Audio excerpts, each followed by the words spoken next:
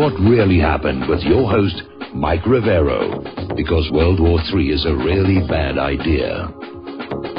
Here is your host, Michael Rivero. And aloha, America. Welcome back to the show, hour number 2. We're going to go ahead and close the phone lines because I'm falling way behind on my talking points. And, of course, in our third hour, we're going to have Ellen Brown. So I got a bunch of stuff I need to get through here. Apparently, Turkey is getting ready to form a 10,000-fighter army to battle the Kurdish forces in northern Syria. And, of course, this is becoming a very unstable situation because Syria has not allowed Turkey to operate on their territory. Of course, then Syria has not allowed the United States either, didn't stop them. Meanwhile, U.S. intelligence is out there saying that Kurdish independence is inevitable. We will prevail. We will carve off chunks of all these other countries and we'll create a new nation right there where we want it to be.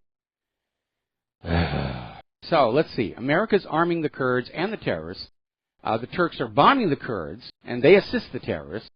And it's getting hard to find out whose side everybody is on. It's a very, very complicated situation to keep worked out here. The Pentagon is asking for another $262 million to hasten the training of anti-Daesh forces in Iraq and Syria. So again, on one side, ISIS is working for us. On the other, it's working against us. It really is a Gordian knot of trying to figure out what the heck is going on. Who's on whose side? What's really going on out there? Let's see. U.S.-led coalition trains the police for Raqqa once the Islamic State is driven out. And they're celebrating how they've created a new civilian police force, U.S.-trained. Which is interesting because normally that would be considered the function of the Syrian government to be training the civil police. And in any event, it looks like the Syrian government may be in Raqqa by the weekend. And these new U.S.-trained police will have to make a decision whether to obey their U.S. trainers or to basically slide on over to Syria's legitimate government. Now, up in Ukraine, apparently they have decided to breach the embargo on South Sudan, and apparently they are now supplying the country with weapons and basically fueling the humanitarian crisis in the process. In case you didn't know it, there's another one of these botched interventions going on down in Sudan, South Sudan. A senior Iranian official, Ali Shamkhani, speaking at the reporters at his arrival at the Russian capital Moscow, is saying that all of these petrodollars are turning the Middle East into the West's arms depot, and in response, of course, to this huge, huge arms deal with Saudi Arabia that Donald Trump is out there promoting. And it's kind of interesting where you have the gun grabbers in this country want to shut down the manufacturers of civilian weapons, saying that, well, if the civilian weapons are out there, then gun crime inevitably is going to go up, which is not always true. And yet here, it's okay for the military weapons. Yeah, we'll sell them everywhere, and if a war breaks out, it's not our responsibility. We just sold the tools. That's all here. Ron Paul is out there saying that, yes, in point of fact, Iran is now in the crosshairs, Saudi Arabia as the U.S. proxy. And he says, unfortunately, sadly, the neocons are still writing the script for the U.S. government. And unfortunately, Donald Trump is going along with it, for which we are all very, very disappointed. Now, here's an interesting story, and they're making a little bit of a big deal out of it. It's over in the Daily Mail. The U.S. Defense Secretary James Mattis apparently was not consulted by the generals who dropped that mother of all bombs. Apparently, he was caught by surprise that it was used, and it probably shouldn't have been because witnesses on the ground are saying it's nowhere near as powerful as claimed. But technically, yes, lower-level generals can deploy whatever non-nuclear weapons they want to do. But it seems like there may be some issues with the chain of command. and that more and more we're seeing the Pentagon itself act independently of the chain of command, of the Secretary of Defense and of the President. Now, up in Afghanistan, one of the big reasons for all this new talk about a new U.S. escalation in Afghanistan is the claim that Russia is arming the Taliban. We can't settle down Afghanistan because Russia's arming the Taliban. They're coming back in. It's their revenge for the U.S. driving them out of Afghanistan back when. Unfortunately, like so many other headline-grabbing allegations, there's no support for it. And apparently the Defense Intelligence Agency has finally stepped forward and admitted to the Senate there is no physical evidence that Russia is giving arms to the Taliban. It's just another big, fat, war-starting lie. All right, we're going to do a shout-out to our on-air affiliates who are just now rejoining our network. Now, over in the Middle East, Donald Trump has been making a lot of news, a lot of headlines here, trying to apply the art of the deal in the Middle East. He's selling wars and terrorism. And a lot of people are very, very critical with it. That he's out there talking about peace. At the same time, he's selling the machinery for war on a vast scale. And Trump's style, his throwaway comments during his campaign, were very entertaining. But apparently now that he's president, it's being seen quite critically by the corporate media. And by the way, yes, 80% of the corporate media coverage on Donald Trump is negative. They've been keeping count. The corporate media does not want Trump to be there. It's hard to say they're just carrying a grudge from Hillary's loss, or they may very seriously be trying to lay the foundation for Trump to be a single-term president in 2020. But one thing is very obvious to anybody looking at the corporate media, especially this slapdown of Sean Hannity. The corporate media has a bias, it has an agenda, and it's not keeping the public fully informed. Now, meanwhile, Rand Paul is planning to get a vote in the U.S. Senate opposing this Saudi weapons deal, because a lot of people are very unhappy with it over the fact that Saudi Arabia doesn't really have a good human rights record. Saudi Arabia has been committing humanitarian disaster in Yemen. And it is another case of a flip-flop, because it wasn't all that long ago that Donald Trump claimed that Saudi Arabia was behind 9/11. Now, maybe when he was over there in Israel, Netanyahu whispered in his ear, actually, we did it, so you can go ahead and sell the weapons to Saudi Arabia. But it is a rather strange accommodation. Now, as you know, they're talking about an Arab NATO, a unified Middle Eastern military cooperation, if you will. And basically, Peter Ford, the former British ambassador to Syria and Bahrain, is saying it's a myth. It's not going to happen. He says the Saudis and the Emirates would never dare put their troops onto a battlefield in Syria or Iraq out of fear their troops would mutiny and join ISIS. Apparently things aren't all that stable in those countries either, and their military is having problems with their leadership. Now, Robert Fisk, who's an English writer, journalist, has come on out and said the reality is it's Saudi Arabia and not Iran that is the fountainhead of terrorism. Now, I think his list is a little bit narrow. We know that the U.S. sponsors terrorism. We know George Soros sponsors terrorism. We know that Israel's behind much of the terrorism we see in the world. But when the U.S. wants to invade a country, it starts this campaign of propaganda. They abuse human rights. They're anti-Semitic. They support terror. They have nuclear weapons. They have poison gas. And just down this laundry list of all the things until finally everybody says, oh, it's such a horrible place. Of course we have a right to wipe them off. But we've heard it so many times, it really isn't getting a lot of traction. And I'm sure that the internal polling is showing that. The American people just aren't buying this stuff anymore. We've heard it too many times before. And it turned out to be a lie. Now, over in carbonated TV, they're making a point that Trump's Israel peace message is useless as long as we go on giving Israel weapons, because of Israel's long track record of aggressions against its neighbors. And apparently, this is over at Blacklisted News, Russian journalist is asking a question that a lot of people have been asking. Why doesn't ISIS ever attack or threaten Israel?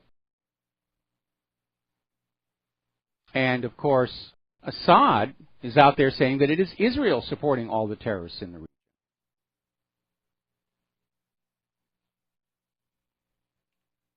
Very complex situation.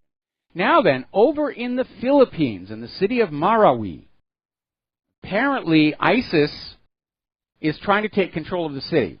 Duterte's had to declare a national emergency and martial law, and the latest story is that ISIS may have succeeded in taking over that city. There's almost no mention of it going on in the media. Is this another U.S.-backed coup d'etat?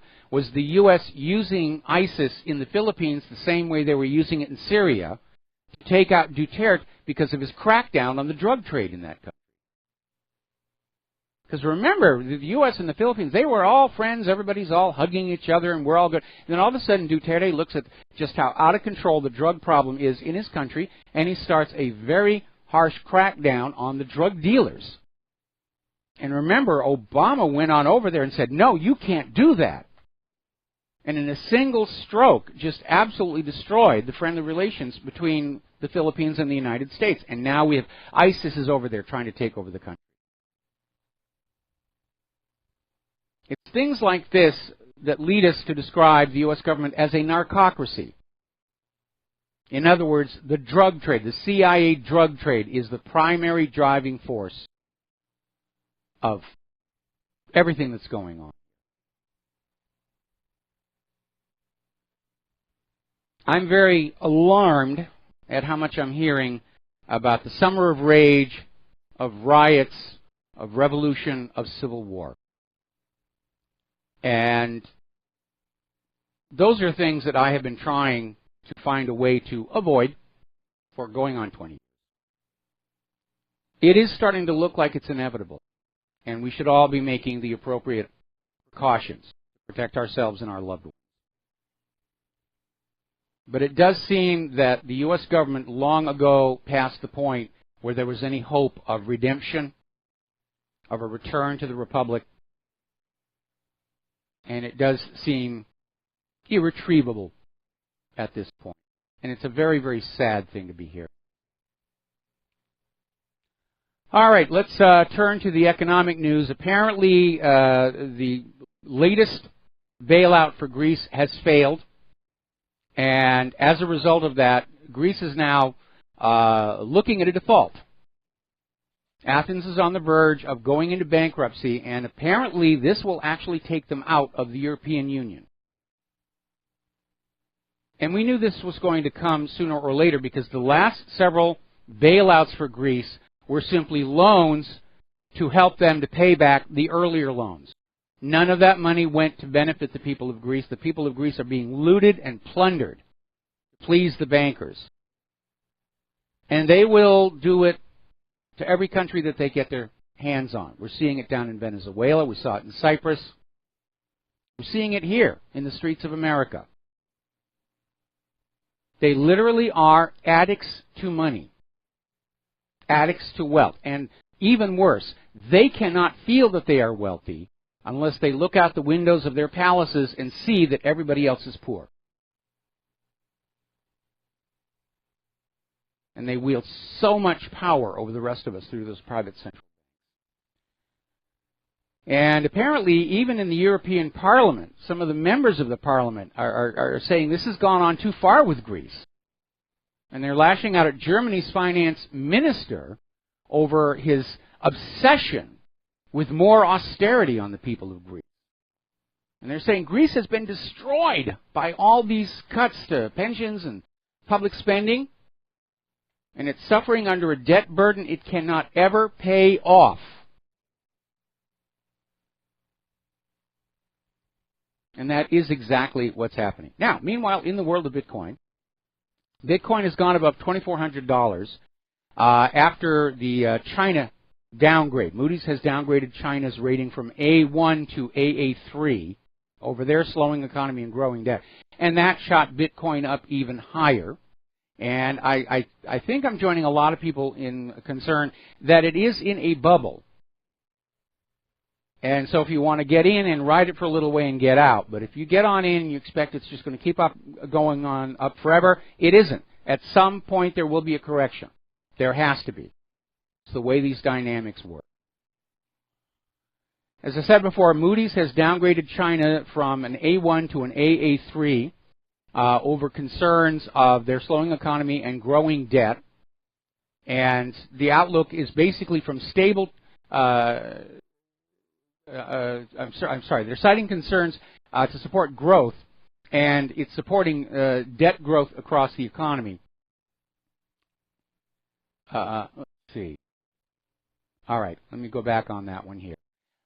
Basically, some of the things that are happening in China are a cause of concern. And China is in the process of trying to deleverage some of their exposure. It's cutting into the bank's profit margins. And apparently, interbank credit risk concerns have pushed the bank's cost of borrowing beyond the rate they charge their customers for loans for the first time in history. In other words, when the Chinese banks are making a loan, they're actually losing money because they're having to pay more for that money they're loaning out than they are getting from the customers. And that's a very, very troubling sign. Over at Marks & Spencer, their profits have tumbled 64%. It's another sign of the retail Mageddon. Here in Hawaii, we've been talking about how consumer debt is skyrocketing. 1/4 of American people cannot meet their month-to-month bills. They're being forced to rely on their credit cards, going deeper and deeper into debt, which, of course, central banks love. The more debt, the longer they can keep the Ponzi scheme going. But it is at record highs, 2008 highs. And apparently, because of our high cost of living here in Hawaii, we have the second highest consumer debt per person in the nation. And it is out of control. It is out of control. There's really only one way to solve it. Well, there's two ways. The first way is just let it all collapse. The second way is we need a jubilee. We need a reset. Just write off all the debts and say we're starting from scratch right now, and the economies will take off. But it is that huge and growing unstoppable debt and its awareness that is taking all these economies down. And the reason is because lying at the heart of the private central banks is that deep, dark secret that by design, private central banks create more debt than money with which to pay the debt. They use that awareness of debt to control nations and their people. And the debt will grow and grow and grow. It doesn't matter how hard you work, how much you sacrifice. Look at what's going on in Greece. Eventually the debt crashes the system.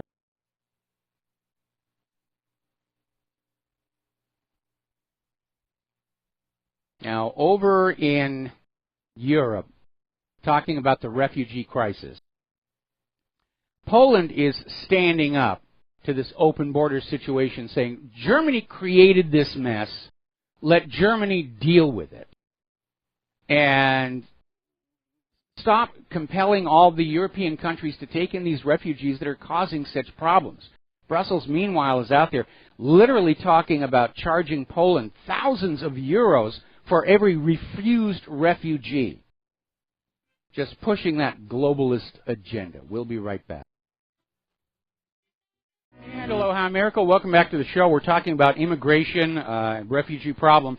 And apparently, Mark Zuckerberg, the CEO of Facebook, he's now doing his impersonation of Bill Gates. He's using his wealth and his influence, his power, to place himself on the global stage, deciding what is best for the rest of us.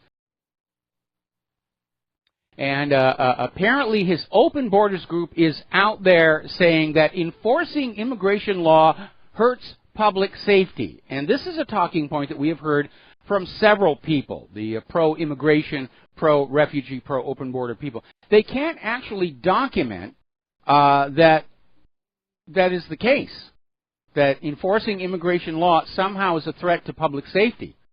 Not enforcing immigration law seems to be the bigger threat when you look at the crime spree that is going across Europe right now.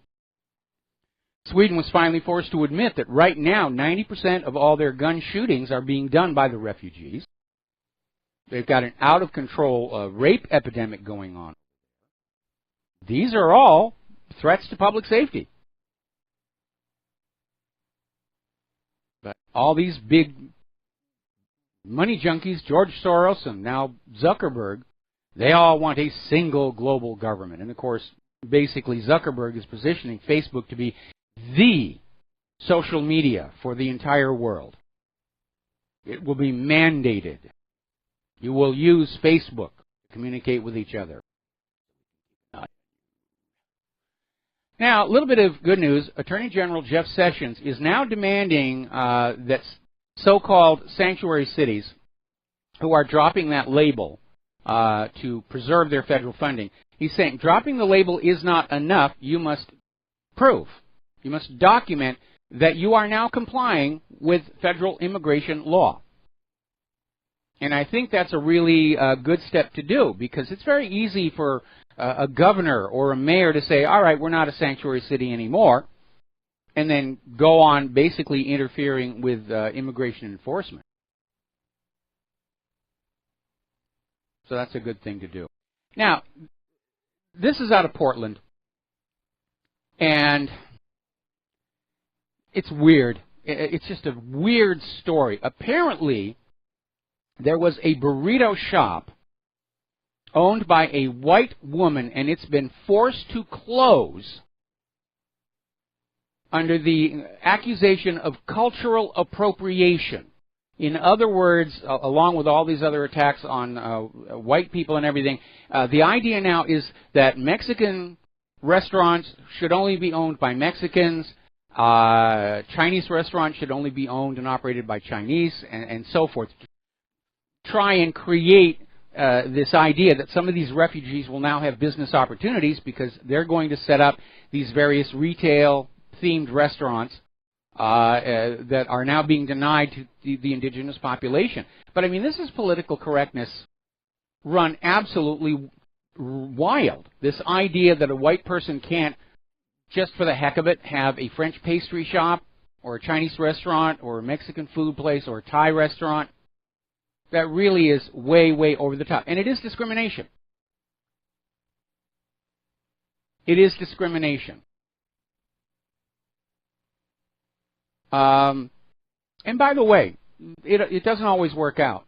Many, many years ago, I was in Milan with my first wife, and despite being surrounded by world-class Italian restaurants, she wanted Chinese food. So we hunted down a Chinese restaurant in Milan being run by some Chinese, and it was the worst Chinese food I'd ever had in my life. So a little bit of a warning about this idea of cultural appropriation.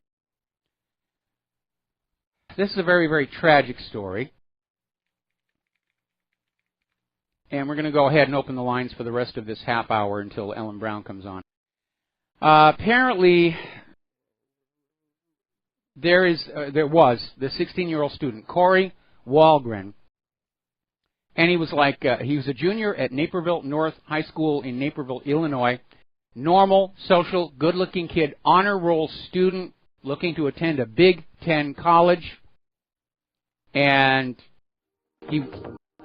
I'll tell you what happened to him when we come back from this commercial break. It's a tragedy. And aloha, America. Welcome back to the show. And we're talking about this story. 16-year-old Corey Walgren, junior at Naperville North High School in Naperville, Illinois. Perfectly normal kid, honor roll student, ready to go to college. And apparently he had made a cell phone video of himself having sex with a female classmate. The rumor then got out that he had showed the video to a third party. They cannot confirm that he actually did that. It was only a rumor. But they dragged him on in and said he was now guilty of the production and distribution of child pornography. And the kid basically walked on out, walked up to a parking structure, and jumped off. Now, obviously, I don't like the idea of child pornography, but in this case, we're talking about kids having sex, playing with a camera, and there's nothing new with that.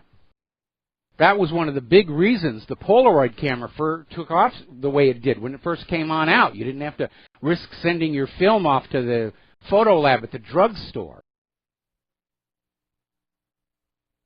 And I think there needs to be an allowance made because kids do have sex and they like to play with their toys. And they just destroyed this young kid's life and he killed himself. And that tells us that the system is seriously out of whack. It really is. All right, we're going to take some phone calls. Miroslav in London, aloha, welcome to the show. What's on your mind? Hi, Mike. Thank you for taking my call. I want to ask you about a few things, and I have a bit of a comment. Now, this guy who resolved the issue with malware a few weeks ago. Yes. Now, the question is, where did he got the malware? Well, if you're a security researcher, there are security companies that will actually capture a specimen of the malware, and then they'll basically have it available to look at in a form that is not going to infect your system. Usually what they'll do is a disassembly on the code so that it's no longer an executable, or there'll be other protections. But security researchers do pass these malwares back and forth amongst each other to just try and stay on top of the problem. Right. So why wasn't the person who made the malware, why did he then buy the domain? So he could have bought the domain with bitcoins and then not register it. I mean, register it, but not put the record. Because the instant you register a domain, it's going to show up in the DNS, even if it's just pointing back to the domain registration company. And that domain was inside the WannaCry ransomware, apparently as a kill switch, and that was the mechanism. Right, I understand that, but then it could have checked where it points to. So, because I've been working with software for many years, and that just sounds a little bit strange. It was just a comment, but that's a flying thing. I have other questions for you. Okay. If you don't mind. So now, a bit of comment. I created the software some time ago, and I sent it to various companies to try to advertise it, and for which I think it would be helpful. And it turns out people are afraid to try just because of malware, and it's perfectly excellent software in my opinion, but people are afraid to try it. So how would you go about, if you have any ideas, how to kind of tell people how to put any kind of trust so that people will try it and see if it works for them? Well, there is a system you can get on computers. It's called a sandbox. It's a virtual machine that operates in a walled-off area of memory and is unable, anything running in the sandbox is unable to communicate with anything outside the sandbox, and that's one way to do it. Many companies that deal with software submissions actually have a separate air-gapped computer. It's not on their internal LAN, and they will run things on that. Now, depending upon what your software does, rather than simply send them the software, if they're close to you, is to arrange a visit where you come on in with a laptop that is running the product you are attempting to sell and demonstrate it to them. Because if they decide they want to buy your software, obviously they will be buying the source code, and they will then be able to verify that there is no malware inside it. Right, so there isn't easy way to, I thought so, but I thought to ask you. There isn't an easy way to send them things and impute some kind of a trust, so they would, a marketing employee would try. There isn't an easy way. Again, Right. you need to connect with somebody at the company who is sophisticated enough in computers to understand virtual machines and sandboxes, because that is really the best way to go. And yeah, right now, unfortunately, because of all the malware and the ransomware, companies are instituting policies. You will not install anything or run anything on this machine other than what's work-related, and it is unfortunately an impediment for small-scale software developers, because much of these ransomware companies, malware companies, they have legitimate business fronts. And many years ago, we got burned when we had what appeared to be a legitimate company wanted to place an ad on our website that involved a flash animation, and it turned out the flash animation was putting out malware, and we had to disconnect from them. And that's why, as far as the What Really Happened website itself, we do not allow flash animation of any kind. It's a huge security problem. I don't know why people are still using it. Right. Yeah. Okay. Right. Yeah. I have one more thing.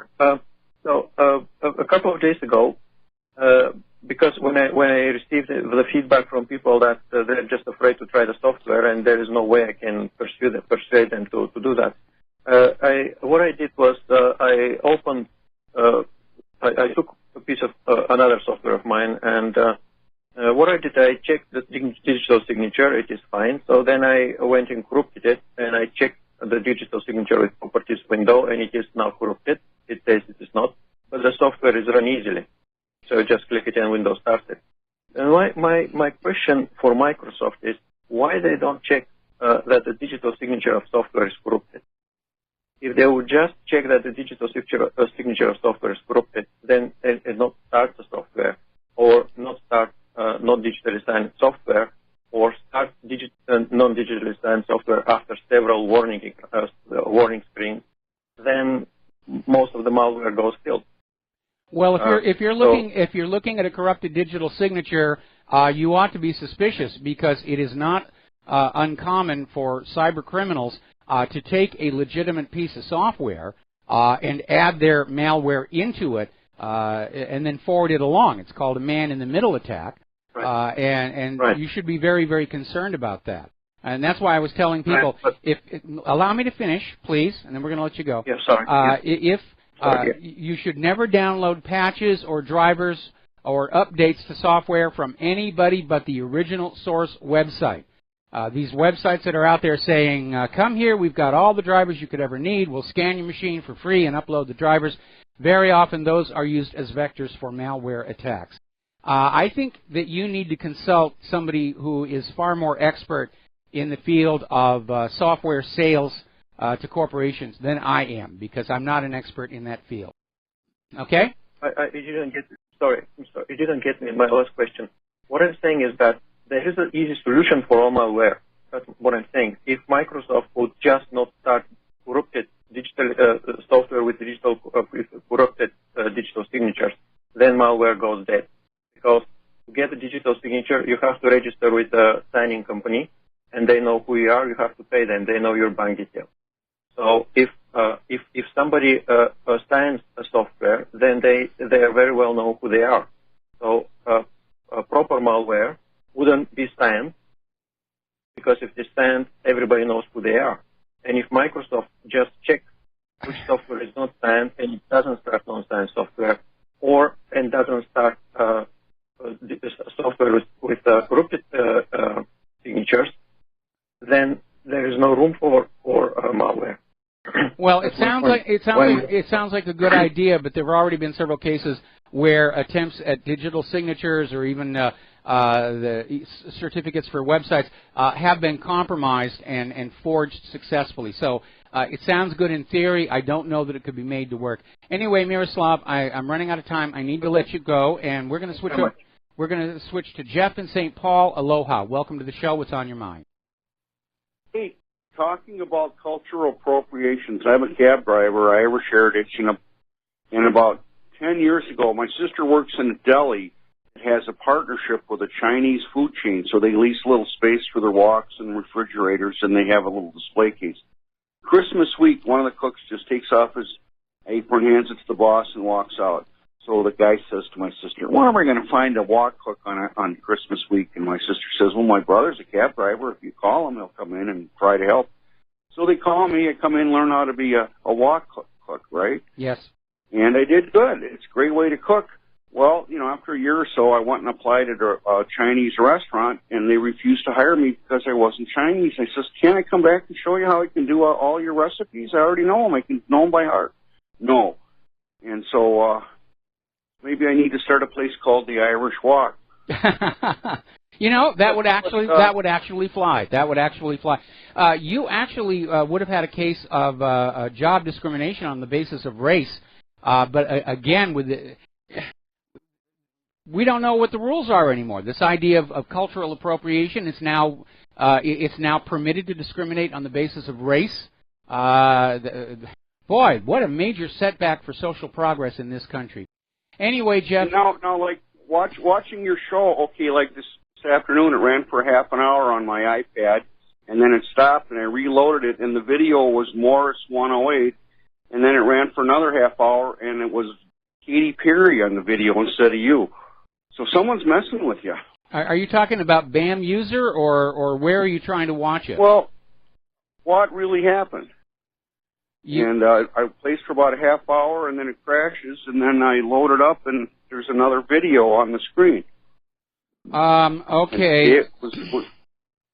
Yeah, well, we are getting messed with on a major basis, and I found in Pride Loose one real major headache earlier today. It's why I was a little less than prepared for the show, and I got to look for another one after the show is over. And it really is it's out of control. The cybercrime problem is totally out of control. Anyway, Jeff, running out of time. I got to let you go. Talk to you later. Talk to you later. Nico in Southern California, aloha. Welcome to the show. What's on your mind? Aloha, nui nui. Aloha, nui nui. So, on cultural appropriation, my family is Italian. We actually had a very well-known Italian restaurant in Southern California for many years. Presidents, actors, the Rat Pack, they all came in, What was it called? I just think that it's ridiculous. It was called, it's called Petrocello's. Oh, I think I remember that. Yeah, that's my family's restaurant. It closed in 1997. Oh, okay. Yeah, so and then it was out towards Riverside. There it was, it's got a really good story to it. But the reason for calling is that, I don't know, since as long as I could remember, we had a very broad spectrum of nationalities working in the kitchen. A lot of it would be your typical Southern California workers, say, probably Mexican or from south of the border. And I just think that if they really wanted to push cultural appropriation and only certain kind of people can make only certain kind of food, I think like every restaurant in the country would have to shut down. Quite frankly, I think it's the stupidest thing I've ever heard. I absolutely agree. Anyway, Nico, got to let you go. Running out of time. We're going to take one more phone call, then close the lines, try and get some news before Ellen Brown joins us. Alex in San Antonio, aloha. Welcome to the show. What's on your mind? Aloha, Mike. I was calling because I'd like to talk to you a little bit about the perceived bubble that I think Bitcoin is in. I'm not sure if you're familiar with how it works, but I know at one point you said it could have been a way to create a key, but there's a blockage in the blockchain. It's literally like an impasse, and there's about 150,000 transactions that are clogged right now, and which means that if there's a pullback, people won't be able to get out of their money because they won't be able to transact. And it's one of the drawbacks that these cryptocurrencies have because their mercantile exchange is not that huge yet. Yes. It is growing exponentially every day, but it's not at a point where you can trade with it like you would with regular currency, simply because the market for it isn't there yet. But it is going to grow, and it is here to stay. There's just going to be. I'm just advising people because I've been in Bitcoin since it crashed to zero, and I left $5 in there just because I wanted to be cheap. I never knew I would eventually have, you know, a good amount of money built up in Bitcoin. But now that I'm transacting in it and have a coin account, I'm finding that it is very difficult to get out of your position. Like, let's say, like, someone just asked me for a loan, and I wanted to help them, so I wanted to sell off some of my position, and I literally found myself not being able to. So I would urge caution to a lot of people that are watching this thing go up meteorically. It's gonna come back down the same way. Because even if you wanted to transact right now and get out of it, you really can't unless you found someone to give you actual cash for a USB or a memory card. Yeah, that's one of the areas where the interface with the regular economy is still not well developed. I had a situation a while ago where a competing cryptocurrency was trying to get me on board promoting their particular product, and I was starting to learn how cryptocurrencies work, because I'm not an expert on that, most assuredly. But unfortunately, Hawaii outlawed that particular cryptocurrency, and so I got back out of it. I know it's a tremendous potential. My concern is ultimately that somehow the owners of the private central banks are going to find a way to own the cryptocurrencies as well and use them to their nefarious purposes, maybe even as an entree to the cashless society in place of the U.S. dollar. All right, Alex, going to let you go. Okay, got to let you go. Got to do a commercial break. We'll be right back. And aloha, America. Welcome back to our show here. And speaking of computers and encryption and everything, there is a decryptor for the WannaCry worm that is still out there. Now, the first version has pretty much stopped propagating because of that very clever gentleman in London finding the kill switch domain and registering it so it's on DNS. And the way the first version of WannaCry would work is when it infected a machine, it would go on out over the net and see if the domain existed, and if the domain did not exist, would continue to propagate itself. The second version, the kill switch didn't really kill it, but slowed it down. Unfortunately, now there's a third version out where there does not appear to be a kill switch at all. So apparently, French security researchers Benjamin Delpy, Adrien Guinet, and Matt Sushi put together a ransomware decryptor that works on XP 7 and Windows 2003. We have a link to it on the front page of whatreallyhappened.com. The only problem is, we mentioned this before, it recovers the encryption key from memory inside the Windows standard encryption interface, which is something that WannaCry cannot delete once it's done encrypting your files. It deletes the key it's using internally, but the key is still inside the Windows encryption infrastructure. And this tool will find it and decrypt all your files. But again, the problem is, if the memory has been overwritten or you've rebooted the system, it is all over and done with on this situation. And it really is, it's an out-of-control problem. And for some reason, the governments of the world don't seem to be concerned about it. Well, Russia is. Russia's arresting hackers left and right over there. There is another aspect to all of this you need to be aware of, and that is, of course, the threat from WannaCry has spawned yet another surge of scammers that are out there saying, we will protect your system from WannaCry, or we will remove it. And apparently the police have issued a warning over fake support scams that are using WannaCry to scare PC users into paying up. This is coming from ZDNet. And finally, I've been talking about the problem with online advertising becoming abusive, aggressive, being used to serve up malware. It's a constant headache for us over here at whatreallyhappened.com. And according to this article over at The Verge, 1 in 5 ad-serving websites are using fraud bots to run up their clicks to defraud their advertisers.